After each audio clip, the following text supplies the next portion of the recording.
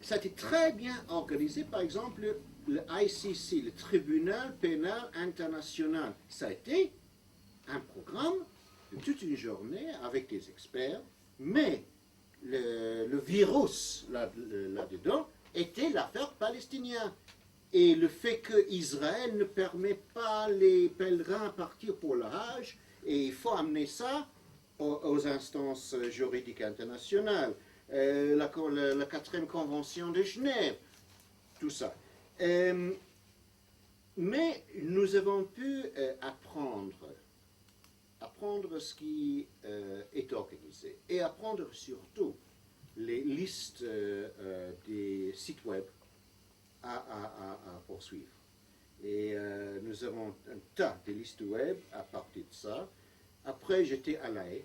Et à La Haye, j'ai vu quelques têtes connues de tous ces... parce qu'il y a des gens qui vont partout. Là, et peut-être c'est une bonne illustration, aussi j'ai appris où était la réunion de solidarité palestinienne à La Haye. Et j'étais là. Et j'ai vu un jeune homme qui a présenté un projet. Dans les grandes villes d'Europe, on va construire à Oxford Street, rue de la Champs-Élysées, dans toutes les grandes villes, des barrières. Avec des cartons, des caisses de vin vides, et avec des checkpoints. Leurs amis en uniforme de Tzahal ont arrêté les gens en partant, en sortant des supermarchés.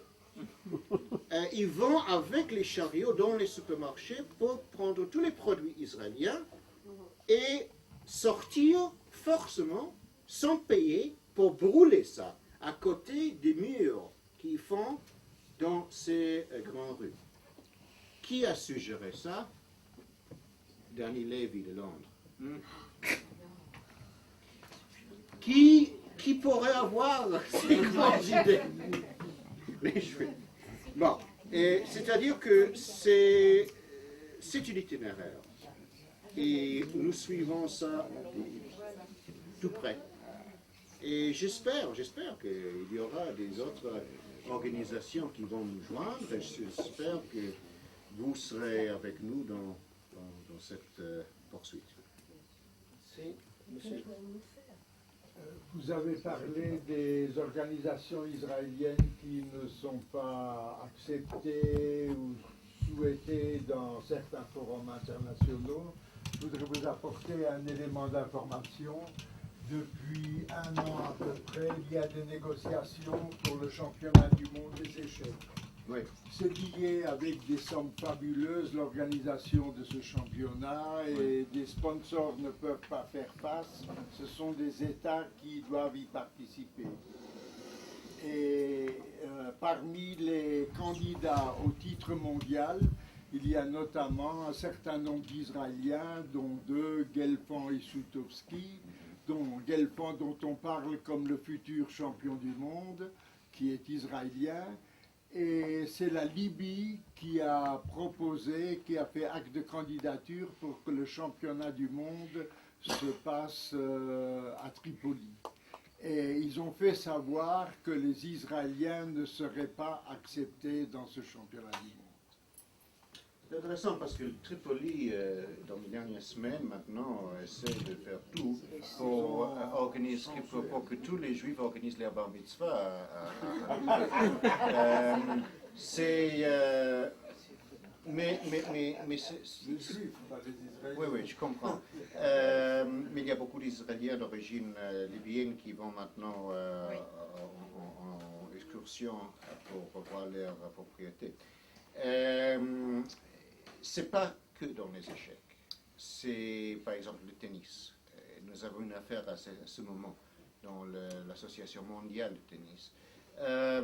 Ces embargos vont sûrement accroître. Et notre lutte, c'est un par un. Chaque affaire. Et on ne peut pas attaquer les tous ensemble parce que ça donne raison. Par exemple, lorsque, disons, le boycott au niveau des des horaires des compagnies d'aviation qui omettent la ville de Tel Aviv. Nous choisissons, tactiquement nous choisissons le plus faible pour attaquer, et après, ça c'est notre exemplaire pour les autres. Je me souviens, nous avons choisi Olympic Airways, et nous avons gagné avec Olympic Airways. Ou par exemple avec Air France, ils ont fait une publication passeport pour le Moyen-Orient, avec une carte du Moyen-Orient de tous les points de destination sauf une. Et j'ai écrit au président d'Air France en disant que moi je vole probablement 2 fois par semaine avec Air France, et j'ai un problème, j'ai peur. Si votre géographie c'est comme ça, où est-ce que je vais arriver? Il m'a répondu qu'Israël ne se trouve pas dans le Moyen-Orient, il se trouve en Europe. C'était fabuleux. Pendant les années, nous avons essayé d'entrer dans le European Civil Aviation Organization. Et ça a été la France qui a dit non, vous n'êtes pas en Europe. Avec cette lettre, l'ambassadeur d'Israël a pu faire quoi que ce soit. Bon.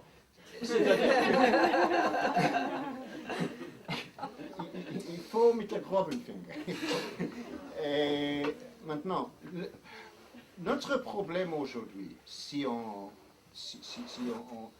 recherche, on regarde toute l'Europe, et les expressions antisémites, c'est surprenant.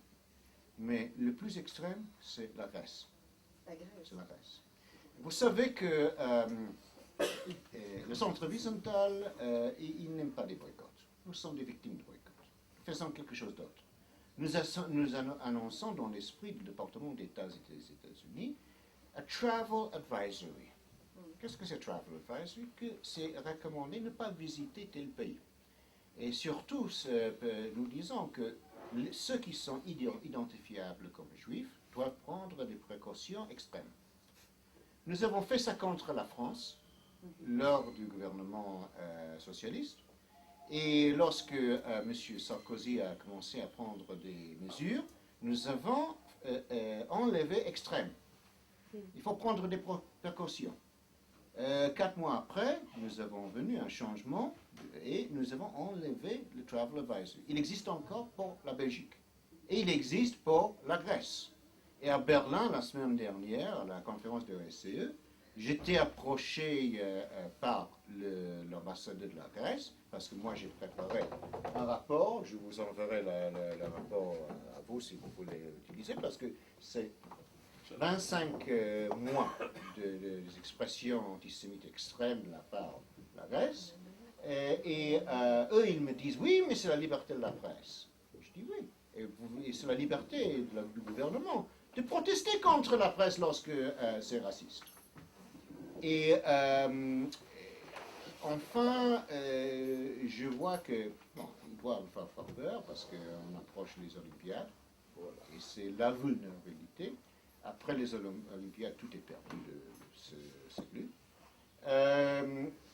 Et nous pressons, et nous avons quelques autres cartes à jouer dans les semaines à venir. Mais je crois que c'est un exercice qu'il faut étudier. Moi, je ne suis pas un chercheur. Je considère que si Manfred voudrait adresser à ça, on peut peut-être contrecarrer avec la base de données nécessaires. Il y a 15 ans, dans une mise en scène de Samson et Dalila, des allusions politiques à la région. Je te signale que dans le programme de l'année prochaine, alors que pendant des années, on annonçait uniquement les programmes musicaux sans présentation, avec la nouvelle direction maintenant de Maritier, qui était dans le temps à Bruxelles, puis après à Salzbourg, on présente les œuvres. Et dans une des œuvres de l'année prochaine, je ne sais plus laquelle, mais je te retrouverai le programme, on fait déjà une comparaison avec Jenny. Alors je te donnerai ça sans problème, parce que j'ai bien l'intention de faire du chahut pendant toutes les représentations. En France, nous avons un petit projet très modeste, mais qui est très utile. Il s'appelle SOS, Vérité et Sécurité. Ça a été créé dans les banlieues c'est une ligne verte de 24 heures avec des avocats bénévoles pour visiter les victimes. Mais ça nous donne aussi une indication par le nombre de coups de fil et le contenu, la qualité des plaintes, le niveau de tension à n'importe quel moment. Et lorsque les autorités disent que c'est en baisse, nous pouvons dire que c'est en baisse. Et c'est clair qu'il y a un impact des événements au Moyen-Orient. Lors de Jenin, lors de la capture de Saddam Hussein, on peut avoir entre 20 et 25 coups de fil. Aujourd'hui, nous recevons entre 3 et 4 coups de fil. Mais pour vous donner un exemple des incidents, les derniers incidents. Une femme qui a 81 ans, elle est survivante de la Shoah, elle a laissé son mari à l'hôpital et elle a pris un taxi. Elle a noté que la chauffeur du taxi avait une chador, hijab, et le foulard, et elle a dit j'aurais besoin d'une facture pour la sécurité sociale.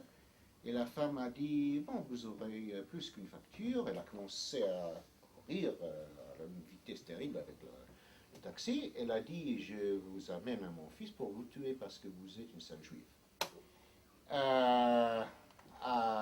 Au feu rouge, elle a réussi à ouvrir la porte, elle a crié, hurlé, et le jeune homme l'a aidé de sortir. Maintenant, personne aurait pris note de ça, parce que nous avons noté que récemment, dans le programme, le logiciel de la police, le case antisémitisme a disparu. Et si la case disparaît, c'est-à-dire que les rapports policiers sont de vandalisme. C'est comme auparavant, lorsqu'on a commencé tout ça il y a 3 ans. Et vous vous souvenez que lorsqu'on a commencé, la police a écrit vandalisme. Il y avait le rapport des incidents à M. Daniel Vaillant, le ministre de l'Intérieur. Il a émis un rapport en disant que l'antisémitisme est en baisse. Moi, j'ai reçu les coups de fil des victimes. Moi, j'ai téléphoné à la presse. La presse a dit c'est pas vrai, il n'y a pas de preuves. Et même dans l'establishment de la communauté juive, il y avait ceux qui ont dit mais c'est loin, c'est pas ici. Loin, c'est 20 minutes en voiture. Mais aujourd'hui, il n'y a personne qui dit ça. Et je crois que il y a aussi certaines duplications, parce que l'antisémitisme c'est à la mode, pas seulement au niveau international avec la Commission européenne, l'OSCE, la Commission des droits de l'homme, tous sont intéressés aujourd'hui à l'antisémitisme, mais c'est aussi une obligation au niveau des organisations d'establishment juif. Et ça c'est bien.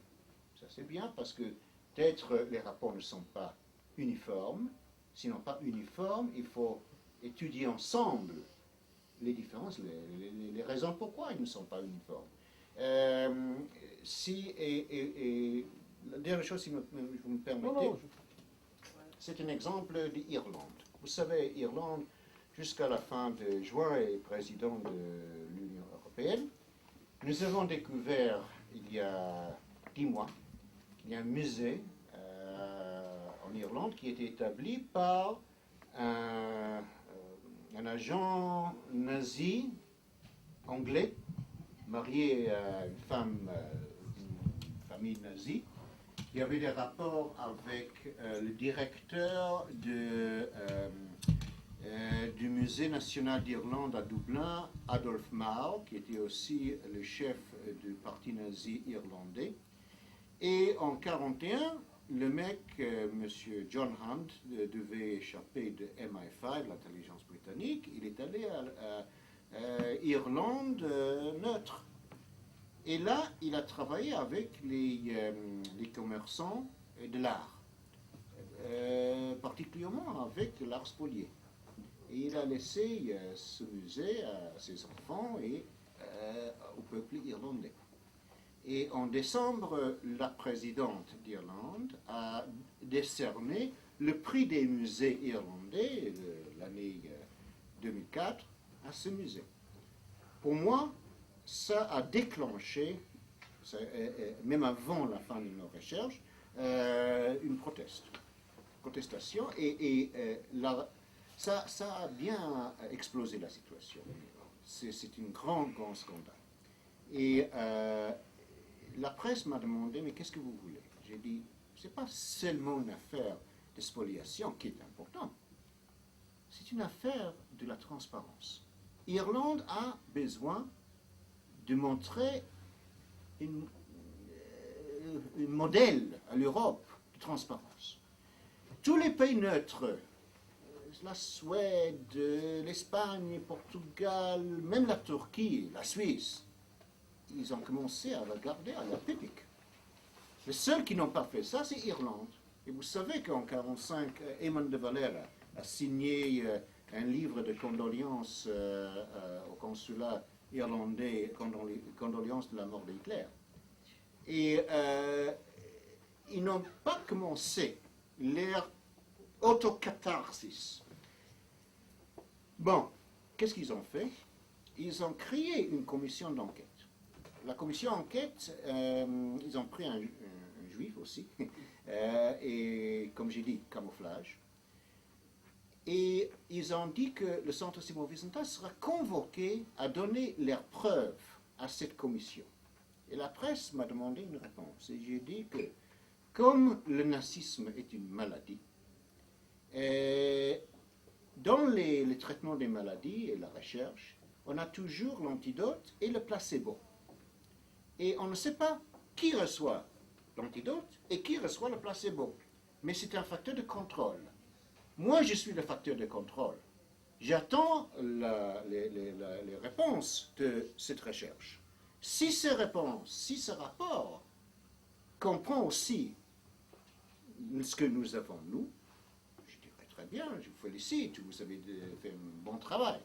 Mais si ce n'est pas compris, bon, je vais les exploser. Et je crois que c'est la même chose avec la statistique d'antisémitisme, et vous connaissez bien l'affaire, le scandale au niveau de l'Observatoire européen,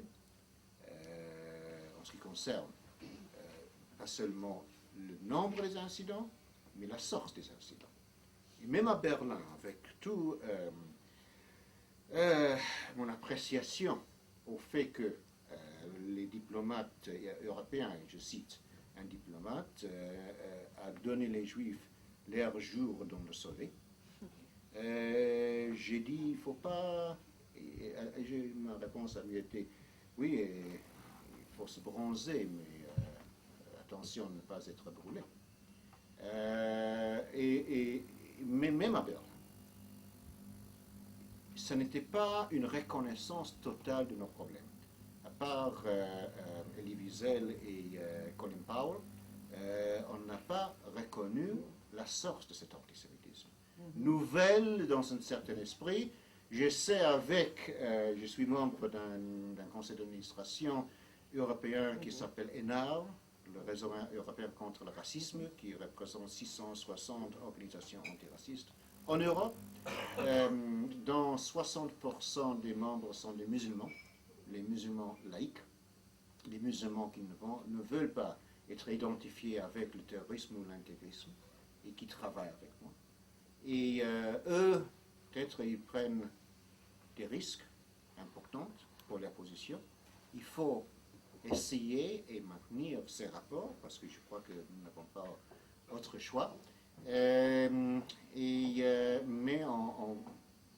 c'est un jeu difficile. D'un côté, j'ai dit qu'on ne peut pas découpler, diviser entre la Shoah et l'antisémitisme aujourd'hui. De l'autre côté, c'est difficile de découpler, de diviser entre les intérêts et les besoins des communautés de foi et leur pays de patrimoine et leurs intérêts sans exacerber les rapports entre eux. Ça, c'est, si vous voulez, un regard d'oiseau. Je ne sais pas, Sergio, tu veux passer les photos de... En papier ou... En papier, je crois, parce que... Je voudrais encore demander une chose. Est-ce que vous avez un rapport quelconque avec l'organisation de Sami Gozlan? Absolument. Sami Gozlan, nous finançons le travail de Sami Gozlan. Pour ceux qui connaissent Sami Kozlan, c'est une vedette. C'est un ex-commissaire de police qui est chef d'orchestre, vrai orchestre. Son travail est remarquable. Il ne reste à moi que vous remercier chaleureusement de cette présentation qui nous a donné quand même un très grand aperçu des problèmes que nous essayons de suivre ici. Je vous suis très reconnaissant d'être venu ici. Et je voudrais de nouveau exprimer notre appréciation pour votre travail qui est quand même unique dans le monde juif. Merci beaucoup. Est-ce que je peux vous donner mon mail si vous avez des commentaires, des idées, des questions?